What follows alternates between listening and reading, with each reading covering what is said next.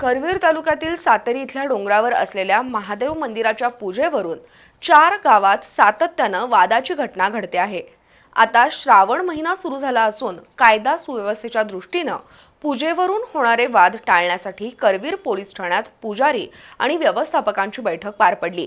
कोणतीही वादाची घटना घडू नये या उद्देशानं पोलिसांनी या सर्वांना नोटिसा बजावल्या।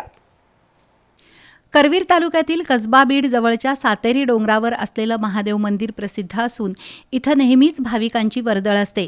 या मंदिराच्या पूजा आणि व्यवस्थापनासंदर्भात वाघोबाची वाडी, आमशी, केकतवाडी आणि धोंडेवाडी या 4 गावातील पुजारी आणि व्यवस्थापकांमध्ये वादाच्या घटना घडतात। सध्या श्रावण महिना सुरू झालाय। श्रावण सोमवारी सातेरीच्या डोंगरावर मोठी गर्दी असते।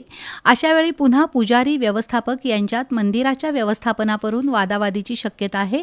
या पार्श्वभूमीवर आज पोलीस निरीक्षक रवींद्र कळमकर यांनी या 4ही गावातील पुजारी आणि मंदिराचं व्यवस्थापन करणाऱ्या प्रतिनिधींना करवीर पोलीस ठाण्यामध्ये बोलवलं होतं।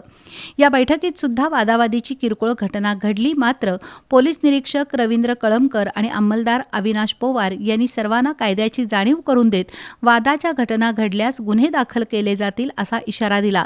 तसंच सर्व पुजाऱ्यांना नोटिसा बजावण्यात आल्या।